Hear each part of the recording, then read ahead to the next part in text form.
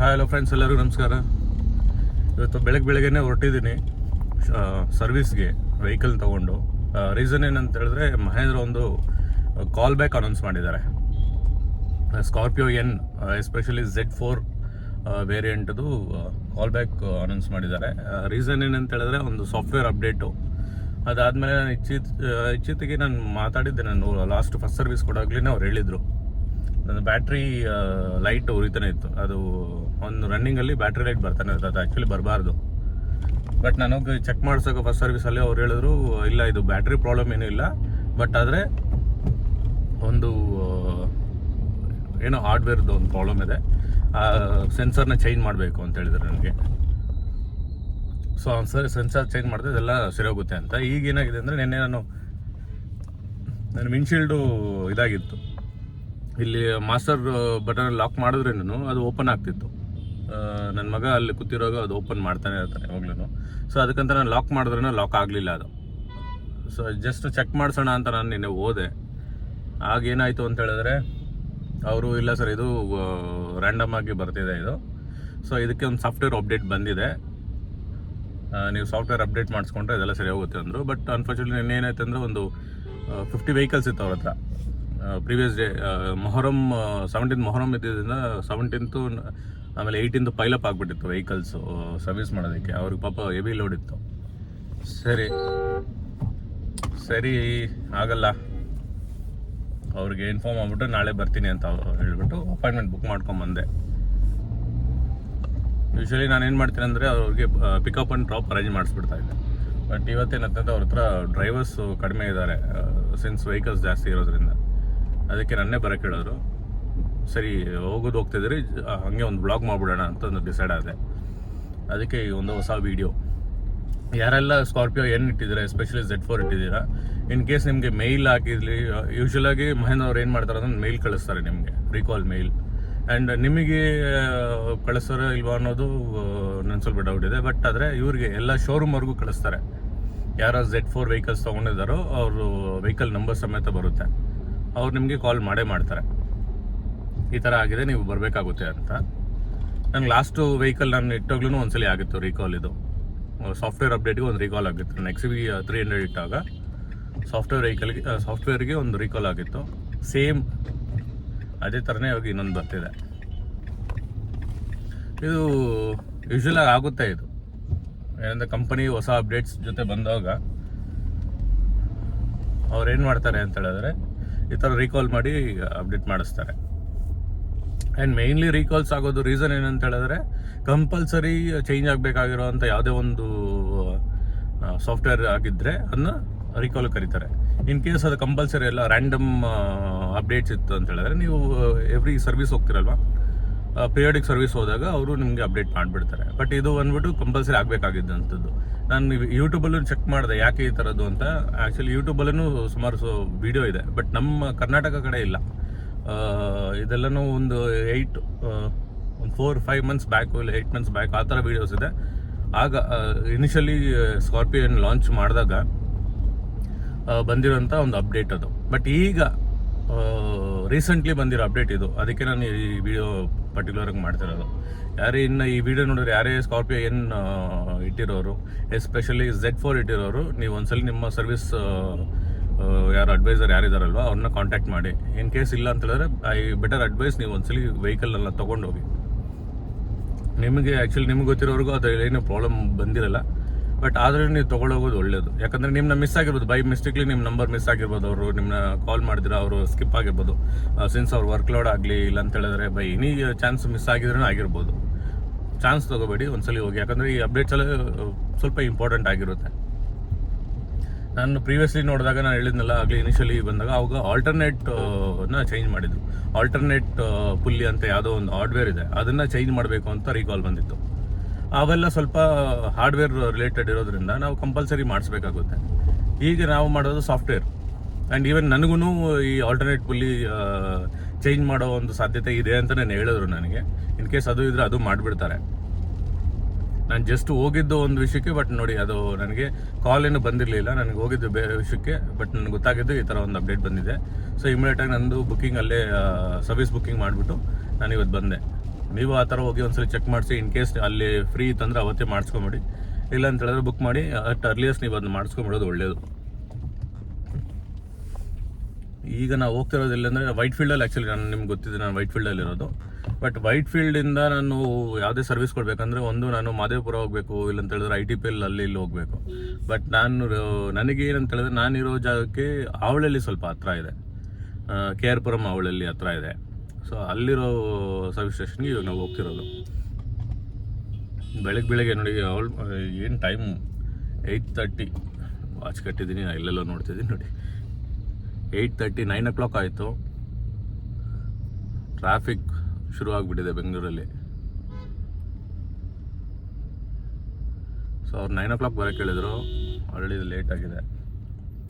ನನಗೆ ಬೇರೆ ಆ್ಯಕ್ಚುಲಿ ಇವತ್ತು ಹೋಗೋ ಐಡಿಯಾ ಇರಲಿಲ್ಲ, ನನಗೆ ಬೇರೆ ಪ್ಲ್ಯಾನ್ಸ್ ಇತ್ತು ನನಗೆ ಹೊರಗಡೆ ಹೋಗೋದು. ಬಟ್ ಅದು ಕ್ಯಾನ್ಸಲ್ ಆಗಿದ್ದರಿಂದ ನಾನು ಇವತ್ತು ಸರಿ ಅಂತ ಅವ್ರಿಗೆ ಅಡ್ವೈಸರ್ ಕಾಲ್ ಮಾಡಿ ನಾನು ಇವತ್ತು ಬರ್ತಾಯಿದ್ದೀನಿ ಅಂತ. ಅವ್ರು ಓಕೆ ಸರ್ ಬಂದುಬಿಡಿ ಅಂತ ಹೇಳಿದ್ರು. ಅದಕ್ಕೆ ನಾನು ಇವತ್ತು ತೊಗೊಂಡು ಹೋಗ್ತಿದ್ದೀನಿ.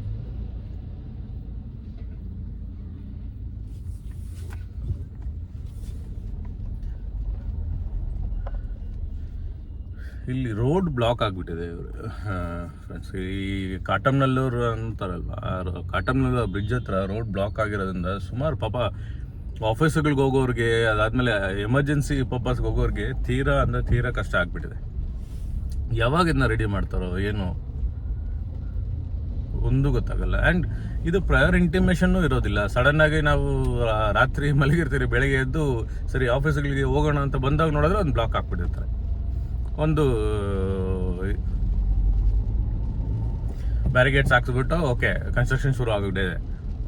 ಯಾಕೆ ಪ್ರೀ ಇಂಟಿಮೆಂಟ್ ಯಾಕೆ ಮಾಡಲ್ಲ? ಯಾಕಂದರೆ ಅವ್ರ ಮೈಂಡ್ಲಿ ನಾವು ಫಿಕ್ಸ್ ಆಗಿಬಿಡ್ತೀವಿ, ಓಕೆ ಈ ರೋಡಲ್ಲಿ ನಾವು ಬರೋಕ್ಕಾಗಲ್ಲ, ಬೇರೆ ಆಲ್ಟರ್ನೇಟಿವ್ ಹುಡ್ಕೋಬೇಕು, ಅಟ್ಲೀಸ್ಟ್ ಇಲ್ಲ ಅಂತ ಸ್ವಲ್ಪ ಅರ್ಲಿಯಾಗಿ ಬಿಡಬೇಕು ಅನ್ನೋ ಒಂದು ಇದಿರುತ್ತೆ.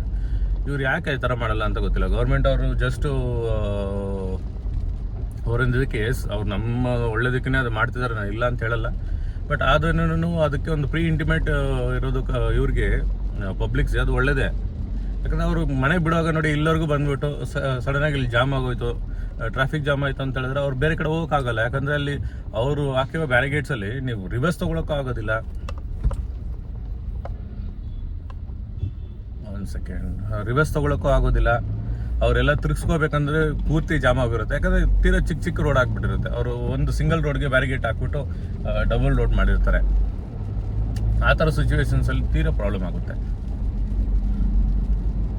ಅದು ನೋಡ್ಬೋದು. ಆ್ಯಂಬುಲೆನ್ಸ್ ಹೋಗ್ಬೇಕಂದ್ರೆ ಇವ್ರು ಮಾಡೋ ಒಂದು ಕೆಲಸದಿಂದ ಆ್ಯಂಬುಲೆನ್ಸ್ಗಳಿಗೆಲ್ಲೂ ತೀರಾ ಪ್ರಾಬ್ಲಮ್ ಆಗುತ್ತೆ. ಫುಲ್ ಜಾಮ್ ಆಗೋಯ್ತು, ಆ್ಯಂಬುಲೆನ್ಸ್ ಮಧ್ಯದಲ್ಲಿ ಬಂದ್ಬಿಡ್ತಂದ್ರೆ ಎಷ್ಟೊಂದು ತೊಂದರೆ ಆಗುತ್ತೆ. ಇವರು ಯಾಕೆ ಗೌರ್ಮೆಂಟ್ ಇದು ಯೋಚನೆ ಮಾಡಲ್ಲ? ಆಲ್ಟರ್ನೇಟಿವ್ ವೇಸ್ ಯಾಕೆ ಇವರು ಮಾಡೋದಿಲ್ಲ ಅಂತ ಗೊತ್ತಿಲ್ಲ. ಆ್ಯಂಡ್ ಮೋರ್ ಓವರ್ ಈ ಥರ ಮಾಡಿದಾಗ ಬಂದ್ಬಿಟ್ಟು ಹೆವಿ ವೀಲರ್ಸ್ನ ಒಳಗಡೆ ಬಿಡಬಾರ್ದು. ಈ ಟ್ರಕ್ಕರ್ಸ್ ಇವರೆಲ್ಲ ಏನು ಮಾಡ್ತಾರೆ ಅಂತ ಹೇಳಿದ್ರೆ ಒಂದೊಂದ್ಸಲಿ ನುಗ್ಗಿಬಿಡ್ತಾರೆ. ಇವಾಗ ನೋಡಿ, ನಾನು ಬರೋ ದಾರಿಯಲ್ಲಿ ಆಲ್ರೆಡಿ ಈ ಕನ್ಸ್ಟ್ರಕ್ಷನ್ ಬ್ಲಾಕ್ಸ್ ತೊಗೊಂಡೋಗೋದಾಗಲಿ, ಅದಾದಮೇಲೆ ಈ ಸಿಮೆಂಟ್ ಕಾನ್ಸಂಟ್ರೇಟ್ ತೊಗೊಂಡೋಗ್ತಾರಲ್ವ ಅವರಾಗಲಿ, ಆ ವೆಹಿಕಲ್ಸ್ ಎಲ್ಲನೂ ಸಿಟಿ ಒಳಗಡೆ ಆರಾಮಾಗಿ ಓಡಾಡ್ತಾ ಇರ್ತದೆ. ರೀಸನ್ ಗೊತ್ತಿಲ್ಲ ಯಾಕೆ ಅಂತ. ಯಾಕಂದರೆ ಕನ್ಸ್ಟ್ರಕ್ಷನ್ ಮಾಡ್ತಿದ್ದಾರೆ. ಬಟ್ ಯಾಕೆ ಆ ಥರ ಗಾಡಿಗಳನ್ನ ಒಳಗಡೆ ಬಿಟ್ಬಿಟ್ಟು ಟ್ರಾಫಿಕ್ ತೀರಾ ಅದಗಿಟ್ಟು ಅವರು ಸ್ವಲ್ಪನೂ ಇದಿರೋದಿಲ್ಲ. ಚಿಕ್ಕ ಕಾರ್ ಓಡಿಸ್ದಂಗೆ ಓಡಿಸ್ತಾರೆ. ಆಮೇಲೆ ಎಲ್ಲಂದರೆ ಅಲ್ಲಿ ಸ್ವಲ್ಪ ಗ್ಯಾಪ್ ಸಿಕ್ಕಿದ್ರೆ ನುಗ್ಸು, ನೋ ಮ್ಯಾಟರ್ ಏನಾಗುತ್ತೆ ಅನ್ನೋದೆಲ್ಲ ಇಲ್ಲ, ನುಗ್ಸು, ಒಳಗೆ ಹೋಗ್ಬಿಡು. ಏನು ಅವ್ರಿಗೆ ಅಟ್ ಅರ್ಲಿಯಸ್ಟ್ ಹೋಗಿ ಅಲ್ಲಿ ಸೇರಿಬಿಡ್ಬೇಕು. ಯಾಕಂದರೆ ಟೈಮಿಂಗ್ಸ್ ಇರುತ್ತಲ್ವ ಅವ್ರಿಗೆ, ಎಷ್ಟು ಬೇಗ ಬರಬೇಕು ಅಷ್ಟು ಬೇಗ ಬರಬೇಕು ಅಂತ. ಯಾಕಂದರೆ ಇತ್ತೀಚೆಗೆ ನಾವು ನೋಡ್ಬೋದು, ಈಗ ಬಿಲ್ಡಿಂಗ್ಸ್ ಅನ್ನೋದು ಈ ಅಪಾರ್ಟ್ಮೆಂಟ್ಸ್ ಆಗಿರ್ಬೋದು, ಅದಾಗಿರ್ಬೋದು, ನೀವು ಅಡ್ವರ್ಟೈಸ್ಮೆಂಟಲ್ಲಿ ನೋಡಿ, ಎಲ್ಲ ಜಾಗದಲ್ಲಿ ನೋಡಿ, ಎಲ್ಲ ಜಾಗದಲ್ಲಿ ಏನಾಗಿದೆ ಅಂದರೆ ಈಗ ತೀರಾ ಕನ್ಸ್ಟ್ರಕ್ಷನ್ಸ್ ಶುರು ಆಗಿಬಿಟ್ಟಿದೆ. ಯಾಕಂದರೆ ಈಚ್ ಆ್ಯಂಡ್ ಎವ್ರಿ ಪರ್ಸನ್ಗೆ ಅವ್ರ ಒಂದು ಡ್ರೀಮ್ ಇರೋದು ಹೋಮ್, ನಮಗೆ ಅಂತ ಒಂದು ಮನೆ ಇರಬೇಕು ಅನ್ನೋ ಡ್ರೀಮ್ ಇರುತ್ತೆ. ಅದು ಒಂದು ಇದರಲ್ಲಿ ಎಲ್ಲರೂ ಏನು ಮಾಡ್ತಿದ್ದಾರೆ ಅಂತ ಹೇಳಿದ್ರೆ ಕನ್ಸ್ಟ್ರಕ್ಷನ್ ಅಂತ ಶುರು ಮಾಡ್ಕೊಂಡಿದ್ದಾರೆ ಬಿಲ್ಡರ್ಸ್. ಅವರು ಒಂದು ಕನ್ಸ್ಟ್ರಕ್ಷನ್ಸ್ ನೋಡಿ, ನಾನು ಈ ಕಡೆ ಬರೋ ಜಾಗದಲ್ಲಿ ಬರೀ ಬೋಟ್ಸ್, ಎಲ್ಲಿ ತಿರುಗೋದ್ರೂ ಬೋಟ್ಸ್, ಬರೀ ಕನ್ಸ್ಟ್ರಕ್ಷನ್ ಬೋಟ್ಸೇ ಇದ್ದಾವೆ. Yes, good to have. ಯಾಕಂದರೆ ಒಂದು ಮನೆ ಇರಬೇಕು ನಮಗಂತ ಅನ್ನೋದು ಒಂದು ಡ್ರೀಮ್ ಅದು. ಬಟ್ ಅದಕ್ಕಂತ ಅದು ಪ್ರಾಪರ್ ಮ್ಯಾನರಲ್ಲಿ ನಾವೇನು ಮಾಡಬೇಕು, ಎಲ್ಲ ಮಾಡ್ಕೋಬೇಕಾಗುತ್ತೆ.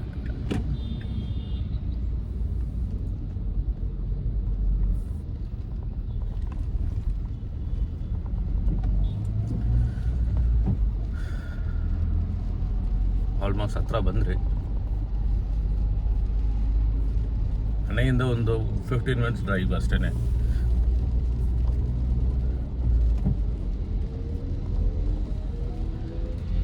ಇದು ಈ ಸ್ಕಾರ್ಪಿಯೋ ನಾನು ಏನು ಹೇಳಿದ್ನಲ್ವ, ಇಲ್ಲಿ ಅವಳಲ್ಲಿ ಸರ್ವಿಸ್ ಸ್ಟೇಷನ್ ಇದೆ ಅಂತ. ಸುಮಾರು ಜನಕ್ಕೆ ಈ ಸರ್ವಿಸ್ ಸ್ಟೇಷನ್ ಸ್ಕಾರ್ಪಿಯೋ ಮಾಡ್ತಾರೆ ಅಂತ ಗೊತ್ತಿಲ್ಲ. ಯಾಕಂದರೆ ಪ್ರೀವಿಯಸ್ಲಿ ನಾನು XUV300 ಇಟ್ಟಾಗ ಈ ಅವಳಲ್ಲಿ ನಾನು ಒಂದ್ಸಲಿ ಬಂದಿದ್ದೆ. ನಾನು ಬಂದಾಗ ಅವರು ಮಾಡ್ತಿರ್ಲಿಲ್ಲ XUV300, ಯಾಕಂದರೆ ಅವ್ರ ಹತ್ರ ಇದಿರಲಿಲ್ಲ,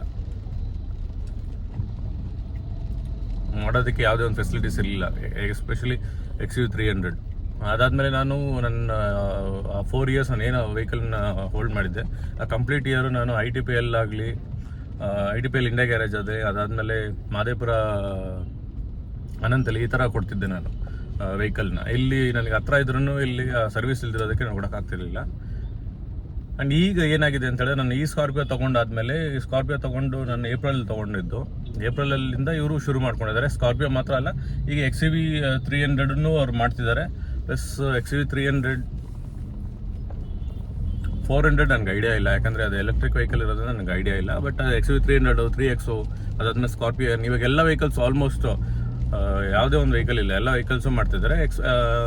ಇದು ಮಾಡ್ತಿರೋ ಗೊತ್ತಿಲ್ಲ, ಯಾಕಂದರೆ ಪಿಕಪ್ ವೆಹಿಕಲ್ ಮಾಡ್ತಿದ್ರು ನನಗೆ ಗೊತ್ತಿಲ್ಲ. ಬಟ್ ಪ್ಯಾಸೆಂಜರ್ ವೆಹಿಕಲ್ಸು ಆಲ್ಮೋಸ್ಟ್ ಎಲ್ಲ ವೆಹಿಕಲ್ಸನ್ನು ಸರ್ವಿಸ್ ಮಾಡ್ತಿದ್ದಾರೆ ಇಲ್ಲಿ. ಆ್ಯಂಡ್ ಇನ್ನೊಂದು ಏನಂತ ಹೇಳಿದ್ರೆ, ಇದು ಸರ್ವಿಸಲ್ಲಿ ಅಡ್ವೈಸರ್ಸ್ ಆಗಿರಲಿ, ಯಾರೇ ಆಗಿರಲಿ, ತೀರಾ ಚೆನ್ನಾಗಿ ರೆಸ್ಪಾಂಡ್ ಮಾಡ್ತಾರೆ ನಿಮಗೆ. ಆ ರೆಸ್ಪಾನ್ಸ್ ಇತ್ತು ಅಂತ ಹೇಳಿದ್ರೆ ನಾವು ಅಲ್ಲಿ ಹೋಗೋದು ವಾಸಿ. ಎಲ್ಲ ಜಾಗದಲ್ಲೂ ಅಷ್ಟೇ ಆ ರೆಸ್ಪಾನ್ಸ್ ಇರಬೇಕು. ಆವಾಗಲೇ ನೀವು ಹೋಗ್ಬಿಟ್ಟು, ನಾನು ಈಗಲೂ ನೋಡಿ, ಈಗ ನಾನೊಂದು ವೀಡಿಯೋ ಮಾಡಬೇಕು ಅಂತ ಹೇಳಿದ್ರೆ ಅಲ್ಲಿ ಅವರು ಕೋಪ್ರೇಷನ್ ಇರಬೇಕು, ಇಲ್ಲಾಂದರೆ ವೀಡಿಯೋಸ್ ಮಾಡೋಕ್ಕಾಗಲ್ಲ. ನಿಮಗೂ ನಾನು ಏನಾದ್ರು ತೋರಿಸ್ಬೇಕು ಅಂದ್ರೂ ಆ ಸರ್ವಿಸಲ್ಲಿ ಆ ರೆಸ್ಪಾನ್ಸ್ ಇದ್ದರೆ ಮಾತ್ರ ನಾನು ಮಾಡೋಕ್ಕಾಗೋದು, ಇಲ್ಲಾಂದ್ರೆ ಮಾಡೋಕ್ಕಾಗಲ್ಲ.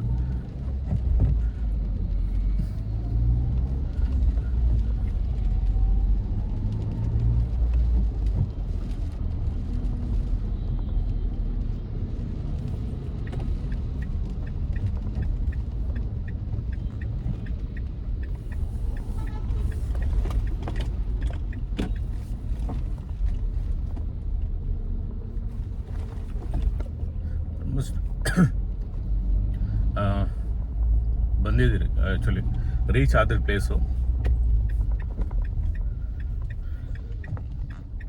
ರೀಚ್ ಆಯಿತು. ಬಟ್ ಹೆವಿ ಕ್ರೌಡ್ ಇದೆ ಫ್ರೆಂಡ್ಸ್, ಹೆವಿ ಕ್ರೌಡ್ ಇದೆ. ಓಕೆ, ಒನ್ಸ್ ನಾನು ವೆಹಿಕಲ್ ಪಾರ್ಕ್ ಮಾಡಿದ್ಮೇಲೆ ನಾನು ವೀಡಿಯೋ ಸ್ಟಾರ್ಟ್ ಮಾಡ್ತೀನಿ ತಿರ್ಗಾ. ಫ್ರೆಂಡ್ಸ್, ಶೋರೂಮ್ ಬಂದಾಯಿತು, ಈಗ ಕಾಣಿಸ್ತಿದೆ ಕಂಪ್ಲೀಟ್ಲಿ. ವೆಹಿಕಲ್ ಪಾರ್ಕ್ ಮಾಡಿಬಿಟ್ಟೆ, ಈಗ ಒಳಗೆ ಹೋಗೋಣ, ಅಡ್ವೈಸರ್ನ ಮೀಟ್ ಮಾಡೋಣ. ಅಡ್ವೈಸರ್ನ ಮೀಟ್ ಮಾಡಿದ್ರೆ ಗೊತ್ತಾಗುತ್ತೆ. ವೆಹಿಕಲ್ ತೊಗೊಂಡು ಹೋಗ್ತಿದ್ರೆ ಸರ್ವಿಸ್ಗೆ, ಸರ್ವಿಸ್ ಅಂತ ಸಾಫ್ಟ್ವೇರ್ ಅಪ್ಡೇಟ್ಗೆ.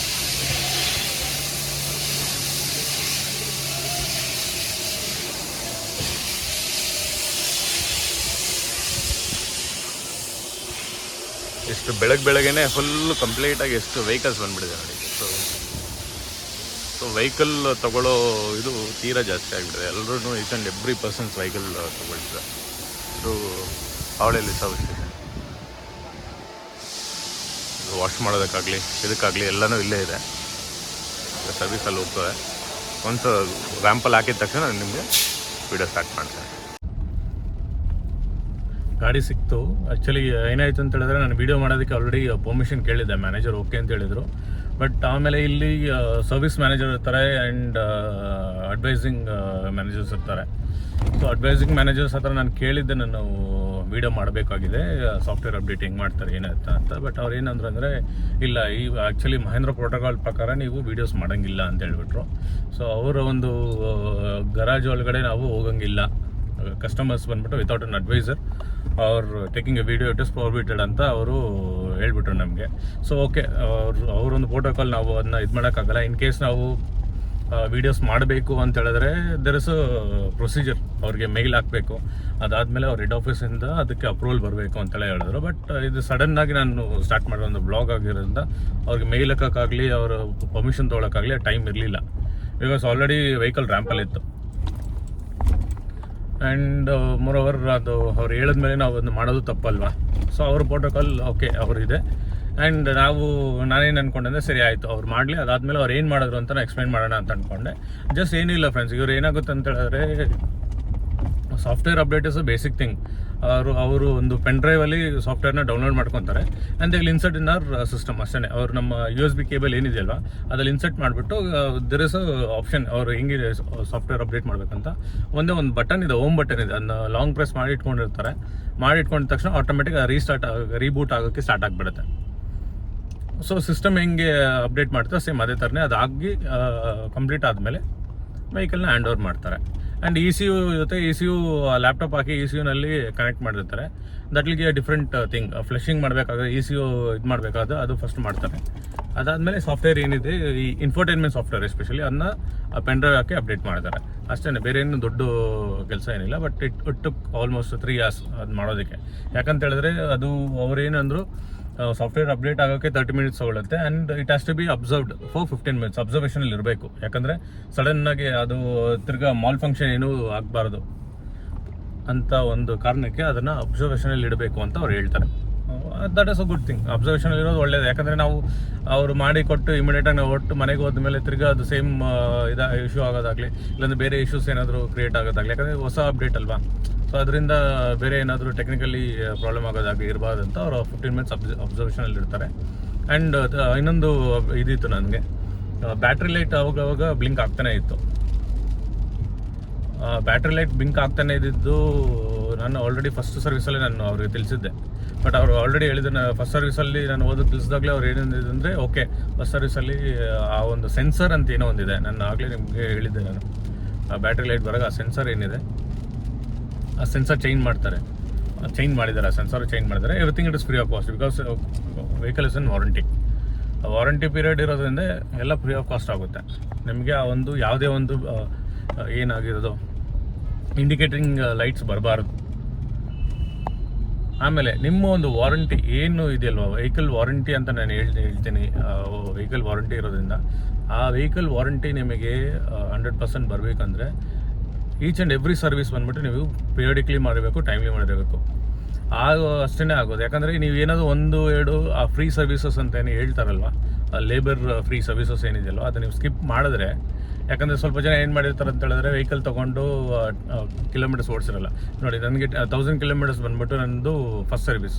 ಸೊ 1000 kilometers ಆಬ್ವಿಯಸ್ಲಿ ಎಲ್ಲರೂ ಓಡಿಸ್ಬಿಡ್ತಾರೆ. ಬಟ್ 10,000 kilometers ಬಂದ್ಬಿಟ್ಟು ಸೆಕೆಂಡ್ ಸರ್ವಿಸ್.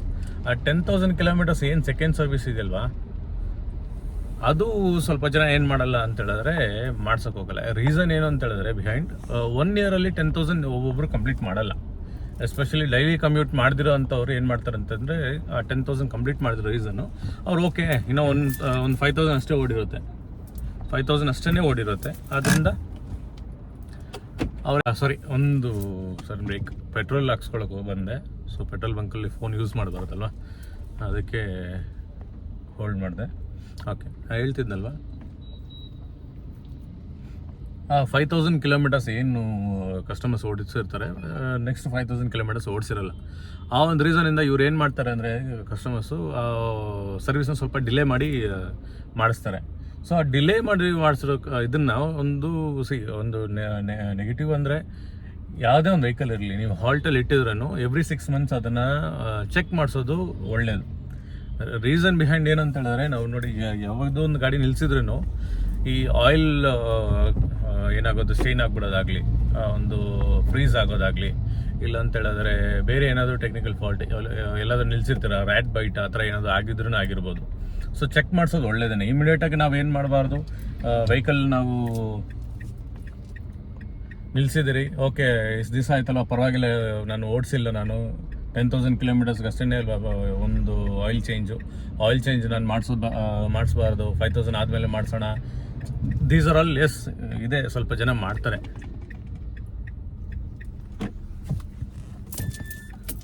ಹಂಗೆ ನೀವು ಮಾಡೋಕ್ಕೆ ಹೋಗ್ಬೇಡಿ. ಯಾಕಂತ ಹೇಳಿದ್ರೆ ಈವನ್ ಹಾಲ್ಟಲ್ಲಿ ಯೂಸ್ ಮಾಡೋ ಒಂದು ಆಯಿಲ್ಗಿಂತ ಹಾಲ್ಟ್ ಮಾಡಿದ ಆಯಿಲ್ ಬಂದ್ಬಿಟ್ಟು ಡೇಂಜರಸ್. ಹಾಲ್ಟಲ್ಲಿ ಯಾವಾಗಲೂ ಆಯಿಲ್ ಇದ್ದರೆ ಅದು ಇದಾಗಲ್ಲ. ಇಂಜಿನ್ ಯಾವಾಗ ಅದು ಬಾಯ್ಲ್ ಆಗ್ತಿರುತ್ತೋ ಅದು ಆಯಿಲ್ ಏನಕ್ಕೆ ಆಗ್ತಿರುತ್ತೆ ಅಂದರೆ ಯೂಸ್ ಆಗ್ತಿರೋದ್ರಿಂದ ಆ ರಿಫೈನ್ಮೆಂಟ್ ಇರುತ್ತೆ. ಬಟ್ ಆಯಿಲ್ ನೀವು ಅದನ್ನ ಇಂಜನಲ್ಲಿ ಸ್ಟಾಕ್ ಆಗಿ ಒಂದು ಪರ್ಟಿಕ್ಯುಲರ್ ಜಾಗದಲ್ಲಿ ಸ್ಟಾಕ್ ಆಗಿ ಹಂಗೆ ಇದ್ದರೆ ಅಲ್ಲಿ ಸ್ಟ್ರೈನ್ಸ್ ಶುರು ಆಗಿಬಿಡುತ್ತೆ. ಕೈಂಡ್ ಆಫ್ ನೀವು ಆಯಿಲ್ ಬೇಕಾದ್ರೆ ನೀವು ಎಲ್ಲಾದರೂ ಚೆಕ್ ಮಾಡಿ, ನೀವು ಮನೆ ಆಯಿಲ್ ಇಟ್ರೂ ಅಷ್ಟೇ, ಒಂದು ಬಾಟಲ್ ಇಟ್ಟಿದ್ರೆ ರೆಗ್ಯುಲರಾಗಿ ಆಯಿಲ್ ಯೂಸ್ ಮಾಡ್ತಿದ್ರೆ ಅಲ್ಲಿ ಆಯಿಲ್ದು ಒಂದು ಸ್ಟ್ರೈನ್ ಅಂತ ಸ್ಟಾರ್ಟ್ ಆಗಿಬಿಡುತ್ತೆ. ಸೇಮ್ ಅದೇನೇ ಇಂಜನಲ್ಲೂ ಆಗುತ್ತೆ ನಿಮಗೆ. ನೀವು ಏನಾದರೂ ಸ್ಟಾಕ್ ಮಾಡಿ ಹಂಗೆ ಇಟ್ಟು ಯೂಸ್ ಮಾಡೇ ಇಲ್ಲ ಅಂದಾಗ ವೆಹಿಕಲ್ನ ನಾವು ಸ್ಟಾರ್ಟ್ ಮಾಡಿಲ್ಲ. ಅದಕ್ಕೇ ಹೇಳೋದು at least once a day once start ಮಾಡಿ ಇಟ್ಬೇಕು. ದಿನಕ್ಕೆ ಒಂದ್ಸಲ ಆದರೂ ನೀವು ಸ್ಟಾರ್ಟ್ ಮಾಡಿಟ್ರೆ ಅದು ಒಳ್ಳೇದು ಅಂತ ಅದಕ್ಕೇ ಹೇಳ್ತಾರೆ. That is good actually. ಯಾಕಂದರೆ ನೀವು ಸ್ಟಾರ್ಟ್ ಮಾಡಿಟ್ರೆ ಎಂಟೈರ್ ಆಯಿಲ್ ಬಂದು ಇಂಜನ್ ಪೂರ್ತಿ ಅದು ಏನಾಗುತ್ತೆ ಇದಾಗುತ್ತೆ, ಏನು ಸ್ಪ್ರೆಡ್ ಆಗುತ್ತೆ. ಆ ಸ್ಪ್ರೆಡ್ ಆದಾಗಲೇ ನಿಮಗೆ ಆ ಸ್ಮೂತ್ನೆಸ್ ಇರೋದು, ಇಂಜನ್ ಸ್ಮೂತಾಗಿ ವರ್ಕ್ ಆಗೋದು. ಸೊ ಡೀಸೆಲ್ ಎಲ್ಲ ಪೆಟ್ರೋಲ್ ಸ್ವಲ್ಪ ಜನ ಹೇಳ್ತಾರೆ ಇಲ್ಲ ಈಗ ತುಂಬ ರಿಫೈನ್ಡ್ ಇದೆ, ಪೆಟ್ರೋಲ್ ಆಗಿ ಡೀಸೆಲ್ ಪ್ರಾಬ್ಲಮ್ ಇಲ್ಲ, ಸ್ಟಾರ್ಟ್ ಮಾಡಿಟ್ಟಿಲ್ಲ ಅಂದ್ರೆ ಪರವಾಗಿಲ್ಲ, 15-20 ಡೇಸ್ವರೆಗೂ ಸ್ಟಾರ್ಟ್ ಮಾಡಿಟ್ಟಿಲ್ಲ ಅಂದರೆ ಏನೂ ಪ್ರಾಬ್ಲಮ್ ಇಲ್ಲ. ಬಟ್ ನಾನು ಹೇಳೋದಂದ್ರೆ ಒಂದ್ಸರಿ ಸ್ಟಾರ್ಟ್ ಮಾಡಿ ನೀವು ಮೂವ್ ಮಾಡಿದಿರೋದ್ರೂ ಸ್ಟಾರ್ಟ್ ಮಾಡಿರೋದ್ರಲ್ಲಿ ಏನು ತಪ್ಪೇನಿಲ್ಲ. ಅದರಿಂದ ನಿಮ್ಮ ಇಂಜನ್ ಒಳ್ಳೇದೇ ಅಂದರೆ ಯಾಕೆ ಮಾಡಬಾರ್ದು. ಆ್ಯಂಡ್ ಈಗ ಸಾಫ್ಟ್ವೇರ್ ಇಶ್ಯೂ ಬಂದಲ್ಲ, ಸಾಫ್ಟ್ವೇರಲ್ಲಿ ಏನಾಗಿದೆ ಅಂದರೆ ನಂದು ಸಾಫ್ಟ್ವೇರ್ ಅಪ್ಡೇಟಲ್ಲಿ ನಂದು ವರ್ಷನ್ 3 ಇತ್ತು ಆ್ಯಂಡ್ 0018 ಅಂತಿತ್ತು. ಸೊ ಅದನ್ನ ವರ್ಷನ್ 4 ಮಾಡಿ 0022 ಅಂತ ಆಗಿದೆ ಈಗ. ಸೊ ಲೇಟೆಸ್ಟ್ ಅಪ್ಡೇಟ್ ಬಂದಿದೆ. ಸ್ಕಾರ್ಪಿಯನ್ ಯೂಸ್ ಮಾಡ್ತಾರೆ ಯಾರೇ ಆಗಿರ್ಬೋದು, ಈಗ ಶೋರೂಮಲ್ಲಿ ನಿಮ್ಮ ಸರ್ವಿಸ್ ಸೆಂಟರ್ಗೆ ಕಾಂಟ್ಯಾಕ್ಟ್ ಮಾಡಿ. ಸೊ ಅವ್ರು ಅಪ್ಡೇಟ್ ಮಾಡ್ತಾರೆ, ಅಪ್ಡೇಟ್ ಮಾಡಿಸ್ಕೊಳ್ಳಿ. ಲೇಟೆಸ್ಟ್ ಅಪ್ಡೇಟ್ ಇದ್ದರೆ ಒಳ್ಳೇದೇ, ಯಾಕಂದರೆ ಅವರು ಲೇಟೆಸ್ಟಾಗಿ ಅಪ್ಡೇಟ್ಸ್ ಎಲ್ಲ ಮಾಡ್ತಿರ್ತಾರೆ. ರೀಸನ್ ಬಿಹೈಂಡ್ ಅವ್ರು ಅಪ್ಡೇಟ್ ಮಾಡಬೇಕಂದ್ರೆ ಏನೋ ಒಂದು ಕಡಿಮೆ ಆಗಿರೋದ್ರಿಂದ ಅವ್ರು ಅಪ್ಡೇಟ್ ಮಾಡ್ತಿರ್ತಾರೆ. ಆ್ಯಸ್ ವೆಸ್ ನಮ್ಮ ನೋಡಿ ನಮ್ಮ ಲ್ಯಾಪ್ಟಾಪ್ OSs ಆಗಿರ್ಬೋದು, ಇಲ್ಲ ಅಂತ ಹೇಳಿದ್ರೆ ಮೊಬೈಲ್ಸ್ ಆಗಿರ್ಬೋದು, ಲೇಟೆಸ್ಟ್ ಅಪ್ಡೇಟ್ಸ್ ಬರ್ತಿರುತ್ತೆ. ಏನಂದರೆ ಏನಾದರೂ ಒಂದು ಬಗ್ಸ್ನ ಒಂದು ಕ್ಲಿಯರ್ ಮಾಡ್ತಾನೆ ಇರ್ತಾರೆ. ಒಂದಲ್ಲ ಬಗ್ಸ್ ಏನಾದರೂ ಬರ್ತಾ ಇದ್ರೆ ಅದನ್ನ ಕ್ಲಿಯರ್ ಮಾಡೋದಕ್ಕೆ ಒಂದು ಬೇನೇ ಈ ಸಾಫ್ಟ್ವೇರ್ ಅಪ್ಡೇಟ್ಸು. ಸೊ ಅದು ಮಾಡಿಸ್ಕೊಳ್ಳೋದು ಒಳ್ಳೆಯದೇ. ಸೊ ಇದೇ ನನ್ನ ವಿಡಿಯೋ. ಇಲ್ಲಿಗೆ ನಾನು ವಿಡಿಯೋನ ಎಂಡ್ ಮಾಡ್ತಾ ಇದ್ದೀನಿ. ಬೇರೆ ಏನಾದರೂ ನಿಮ್ಗೆ ಏನಾದರೂ ಇದ್ರ ಮೇಲೆ ಏನಾದರೂ ಬೇಕಂದ್ರೆ ಕಮೆಂಟ್ ಮಾಡಿ ನನಗೆ, ನಾನು ಅದರಲ್ಲಿ ಎಕ್ಸ್ಪ್ಲೈನ್ ಮಾಡ್ತೀನಿ ಏನಿತ್ತ ಅಂತ. ಇಲ್ಲ ನಿಮ್ಗೆ ಏನಾದರೂ ಸ್ಕಾರ್ಪಿಯೋ ಬಗ್ಗೆ ಏನಾದರೂ ಗೊತ್ತಾಗಬೇಕಾಗಿದ್ರೂ ನೀವು ನನಗೆ ಪಿಂಗ್ ಮಾಡಿ. ಈ ಥರ ಹೊಸ ವೀಡಿಯೋ ಜೊತೆ ನಿಮ್ಮ ಬರ್ತೀನಿ. ಪ್ಲೀಸ್ ಸಬ್ಸ್ಕ್ರೈಬ್ ಮಾಡಿ, ಶೇರ್ ಮಾಡಿ, ಕಮೆಂಟ್ ಮಾಡಿ. ಮತ್ತೆ ನೆಕ್ಸ್ಟ್ ವೀಡಿಯೋನಲ್ಲಿ ಸಿಗೋಣ. ಅಲ್ಲಿವರೆಗೂ this is Anil Kannadiga. Bye.